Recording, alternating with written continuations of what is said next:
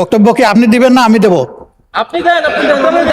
মাননীয় স্পিকার, এটা অশোভন, এটা অশোভন। উনি এই পল্টন আজকে নতুন করে বলেন নাই, হিট দিয়ে কথা বলেন নাই। আজকে আমি সুস্পষ্টভাবে দায়িত্ব নিয়ে বলছি, এই পার্লামেন্টের সৌন্দর্য বিধানের জন্য উনাকে দুঃখ প্রকাশ করতে হবে এবং উনার বক্তব্য সংসদের এই কার্যপ্রণালী থেকে এক্সপান্ড করতে হবে।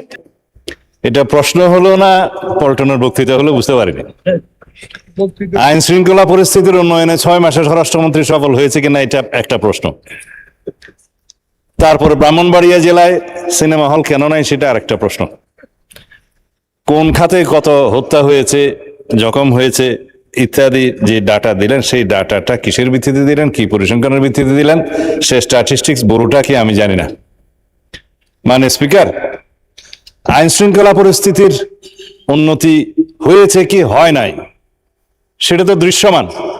বাংলাদেশে আজ পর্যন্ত বর্তমান সরকার দায়িত্ব নেওয়ার পর থেকে এই মুহূর্ত পর্যন্ত যত হেনিয়াস ক্রাইম হয়েছে, অপরাধ সংগঠিত হয়েছে, 24 ঘন্টা 48 ঘন্টা ক্ষেত্রের মতো 7 ঘন্টার ভিতরে অপরাধী গ্রেপ্তার হয়েছে, আইনের আওতায় আনা হয়েছে।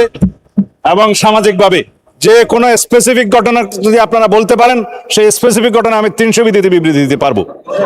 আজ পর্যন্ত সামাজিক চাহিদার ভিত্তিতে এবং যেগুলো আলোচিত হয়েছে, যেগুলো আলোচিত হয়ও নাই, সেরকম যেগুলো ঘটনা অপরাধ সংঘটিত হয়েছে, সেটা সমাজের চাহিদার ভিত্তিতে সংক্ষিপ্ত সময়ের মধ্যে যাতে বিচার কার্য সম্পন্ন হয় সেজন্য আমরা সহযোগিতা করেছি। বিচার করার তো জুডিশিয়ারির কাজ।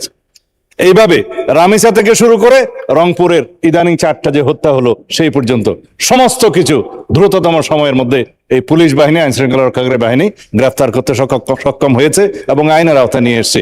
এখানে কোথায় কি ব্যর্থতা আছে বলতে হবে, মানে স্পিকার স্পেসিফিক্যালি ঢালাও ভাবে স্বরাষ্ট্রমন্ত্রী ব্যর্থ হয়েছে বা আইন শৃঙ্খলা রক্ষাকারী বাহিনী ব্যর্থ হয়েছে বা এই সরকার আইন শৃঙ্খলা পরিস্থিতি উন্নতি হয় নাই, এগুলো পল্টন বক্তব্য চলে। এটা সংসদের তথ্যভিত্তিক কথা বলতে হবে।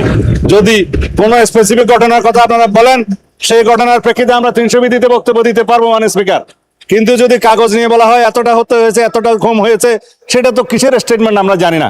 আমরা গতবারও সংসদে আমরা 300 বিধিতে বক্তব্য দিয়েছি, স্টেটমেন্ট দিয়েছি এবং সংসদের জেনারেল আলোচনার মধ্যেও বলেছি, ডাটা দিয়েছি।